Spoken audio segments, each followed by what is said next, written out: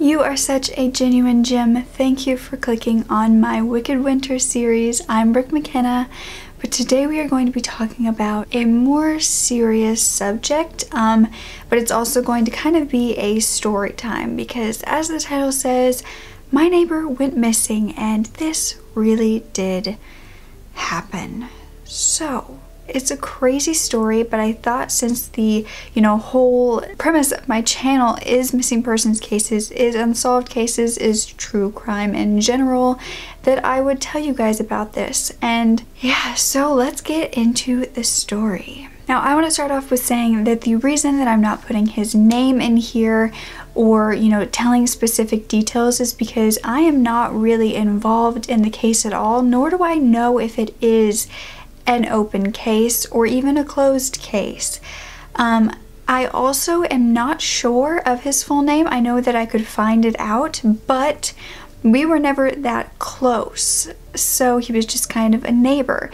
And so I'm not really going to give too many details, like personally about him, because I really don't know that much, but it is just something from what I saw, my version of the events and the conspiracy around his entire disappearance, that was just insane. The town I live in is not very big and not a lot of crazy things happen. You'd be surprised how many things do happen for it being a small town, but nothing really like this. So no, this isn't clickbait. This isn't a viral scary story that I'm reading off the internet. This is a true life events of what really happened to my neighbor, or what I think happened to him. Like I said, I live in a very small town, so it's you can kind of see different people, like their routines.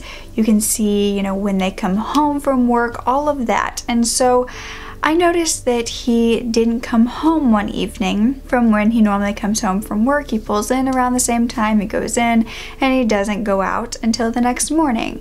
And that's just something that I notice. I'm good at observing little details and noticing them, and them having no use in my real life, but I notice them. Then one day, he didn't come home, and he wasn't in the driveway. He didn't come home that night, and I just thought, okay, that's strange. Not his usual routine, but maybe he went out for the night or went to spend time with somebody. And by the way, I should premise this, but this is a house that he lives in, not an apartment, but he did rent the house.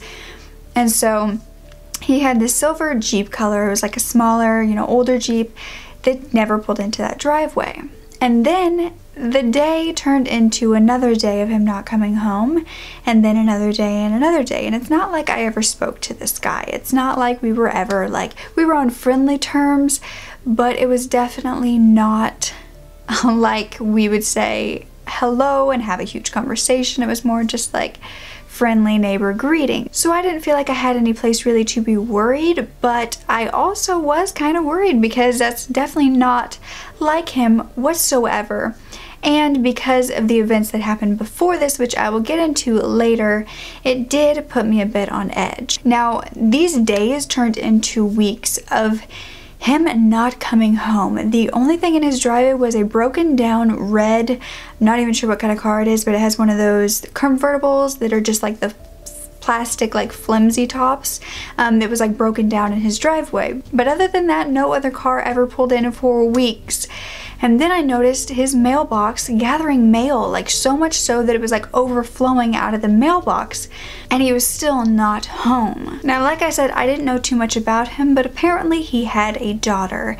And the reason I know this is because the daughter showed up at his house looking for him. And she was outside and she was trying to get inside the house, which she couldn't. She didn't have a key. He wasn't inside. His car still wasn't there. So she began asking neighbors where he was and if they knew where he had gone, if he had been home, and just kind of asking all the normal questions that her daughter would.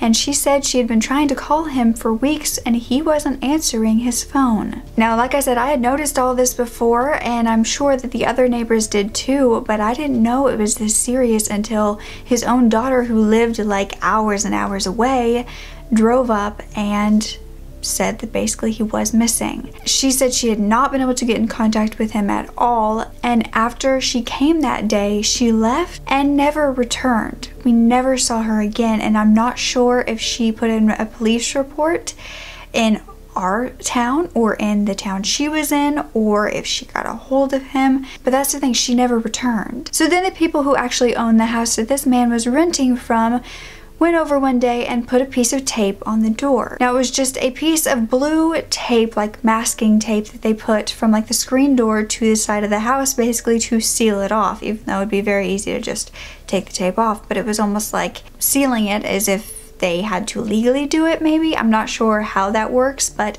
that's what they did. And then I noticed that there was a note stuck to the door, and I am going over to look at it later today, so I'm not sure what it says, but I do know that the first note was just one taped on all four corners, like catty corner on there, and was stuck up the same time the masking tape was put across the door. But still had no idea where this man was. He had not come to collect his belongings. And the worst part is he also had a cat that we had seen many times in his window that I had no idea where it went. At this point, basically the entire town knew, and there were rumors going on everywhere. And one of the biggest rumors was probably that he had went on a road trip and that he had a heart attack. Now these rumors didn't say whether he died of that heart attack, whether he was in the hospital, whether he was okay at all, just that he went on a road trip and had a heart attack. And that was kind of the only thing that people really knew, because he was kind of a more reserved, quiet, to himself type of man, so nobody really knew that much about him. Now thinking back after I started hearing the rumors and he still was not back, I began to remember what was happening a few months prior to him going missing. Now he had originally moved into this house with a woman that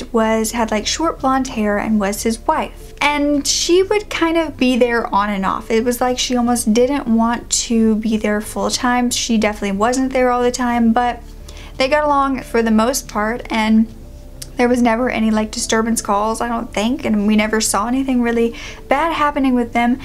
But a few months before he disappeared, she actually left. I'm assuming that means that they got divorced, but she just one day was not there anymore, and I never saw her again. So that was a few months prior to him disappearing, but a few weeks prior, another girl was at his house. She had long dark hair, was a little bit like more eccentric in the way she like dressed, and she was basically the complete opposite of his wife. I'm assuming that it was his girlfriend that he was having over, but she began going over to the house with him, hanging out all the time, and that's when I really noticed that the blonde woman was gone, because I wasn't really sure if she was ever coming back, but then when I saw the girl, I kind of assumed. So the girl was coming over every once in a while, but on a particular day, which I so wish I would have wrote down the day, but I didn't know that any of this was going to happen afterwards. This was just kind of like neighborhood drama that I like was trying to keep myself out of, but also like I wanted to know what was going on. One day, this woman, this dark-haired his new girlfriend, showed up to the house in a tan truck with a man who also had longer hair, like a dark brown, longer hair, kind of like shorter on the top, I want to say, almost like he was like balding maybe. They pulled up, not really in front of the house. It was kind of like off to the side of the house. And the only reason I really stopped to notice them at all, because she was in the passenger seat, so I wouldn't have really recognized her from that. But this was like midday, I would say. And I was taking my dog out out front to the grass area. And I noticed that they were screaming at each other, like full on aggressive screaming at each other, so much that my like 80-pound dog was terrified and like trembling at my feet. And I noticed it, and I made sure to make a mental note of what this guy looked like, because I was afraid for the girl's safety. I had no idea who she was yet. They like were bickering at each other in the car, and then while I was out there, she like walked around from the passenger seat to like his side and began like hugging him and kissing him and all of that. And so I was like, oh, okay, well maybe they just like got in a little fight. And so that's what I was really like waiting to make sure she was okay before I went inside, because I wanted to say something or at least be able to call the police in case she couldn't. But once I saw that, and saw that her love was also reciprocated by him and he was no longer seemed like a threat, That is when I decided it was my time to kind of like back out and go inside. But upon second glance, I realized this woman that was hugging and kissing this man was my neighbor's new girlfriend. And that was not him that she was kissing. And then I was like, oh dear God, what'd I get myself into? Like, I saw it. I hope they're not going to kill him, because then I'll be a witness and I don't want that on my conscience. And then I was freaking out. So after I went back inside, I kind of kept watching out the window just to kind of keep seeing what was going on and why they were there. And then my neighbor was not home at this time, by the way. This was like midday on a weekday, and so he was not home. And then the girl went inside the house, like left the man in the truck and went inside like she had a key, which I'm assuming, I guess if she's his girlfriend, she might have. So she had a key and she went inside, and she came back out with like a few things, including like a hat and sunglasses, I think. And she put them in the truck. She went back in, she got more stuff, put it in the truck, and then she kissed the guy, and then they drove away. And I was like, well, that's really weird, but maybe like she broke up with my neighbor, and so she's with this new guy, she got her stuff and she left. Like, that's what I was thinking, and I thought, okay, not too weird, it's fine. No violence happened, we're good. But then later on, about 4:45, when the truck pulled up again, this tan truck with the guy and the girl who were kissing and yelling at each other earlier, and they pulled up again, this time like closer to the house, but still a little while off, not like in the driveway at all. And the girl went back inside the house and left the man in the truck once again. But I'm not sure if they knew that this was around the time and that my neighbor normally comes home or not. But then my neighbor pulls up and I was like, oh no, this is not going to be good. So then I was like invested. Even though like I hate drama, I was like, I'm already invested in this story. Like, I'm gonna need to know how it ends.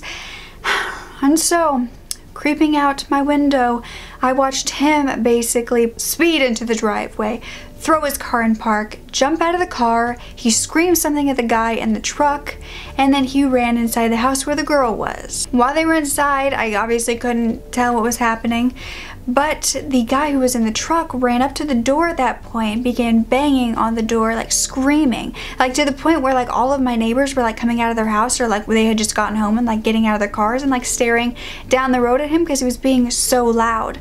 Then when he noticed that people were staring at him, he like started to cry. Like, he had his like head and his hand like on the pole and was like sobbing, and then he fell to like the ground and was like on his knees like sobbing, still like banging on the door. And I was like, what the heck is happening? So she was with this guy. I thought she was leaving my neighbor, but now she's leaving him to be with the neighbor, but she just took stuff out of the house. Like, what is going on here?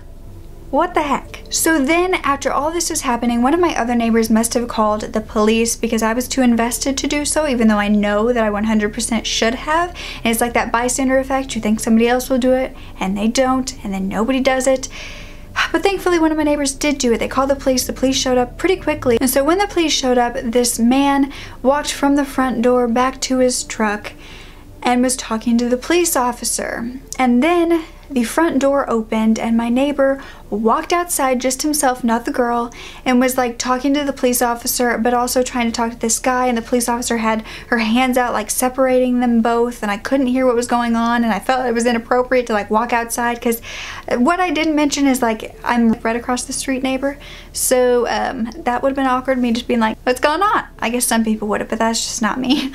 So I was just trying to like read lips and figure out what was going on, but I couldn't really figure it out. But I knew that the girl was not coming out, which I thought was weird. That is when the officer must have seen all of the neighbors kind of staring and watching, and she began to talk to all of us about what was happening. And basically she asked if any of us had seen this girl and this guy in the truck together, and she was asking if this girl seemed scared of the guy in the truck. And we said she was like kissing him and they were fine. Don't know if that was the best thing to say or not, but that's what happened. Then the police officer was kind of like, oh, and you could see like the wheels in her head like spinning, and she was like, I thought something was off with the girl's story, which almost makes me think like maybe the girl was saying that she was scared of this guy and maybe said that he was stalking her instead of she was just kissing him, and was like trying to be on my neighbor's side and like saying she loved my neighbor. So I'm not really sure what the woman was telling her inside, but it was definitely not the truth. I mean, I guess it could have been. She could have been scared of this guy, or I don't know, because I don't know what she necessarily told the police officer, but it was definitely very fishy, and it seemed to me like she had two guys who she was trying to fool, and maybe she got caught in her lie and she didn't know what to do. I don't know, I won't make too many assumptions, but I just thought it was quite insane. And at this point I had to go. I think we were going to my sister's concert, maybe for band, I'm not sure. But at this point, walked outside of the house. The guy that, not my neighbor, the other guy was in the back of his truck, like in the little bed, sobbing. And that's basically he like looked at me too, which was so uncomfortable. I was like, I didn't see anything, and not a witness in this. Do not bring me into this. Like, I was just doing all the like awkward while also trying to see what was happening and like listen, but I didn't get too much more than that, and we left. And then when we came back, nobody was there except for the guy who lived there, my neighbor. That's pretty much all we really knew. And then a few weeks later, he disappeared. But it's been months now since he disappeared, and the owners have finally started taking this stuff out. I don't know if they had to wait a certain amount of time before they went in, but they have started, like, they opened the doors for the first time in months, and they've been like collecting stuff and taking it out, including like the broken down car in his driveway he had. And I don't think they found a cat or a body or anything like that in there, because obviously the police would have been here. But I never saw any police come, so I'm hoping that there was no dead anything, whether it's his body or the cat. I hope he took it with him if he did flee, but we still have no idea what happened to him, and he has not been back in months. And the weird thing is, his daughter never came back, not to ask any more questions, not to collect his new belongings. I'm hoping that means that she got in contact with him and he didn't want anything. I have no idea, but we're kind of like left in the dark here. Like, I don't know what happened to my neighbor. I'm hoping he's okay.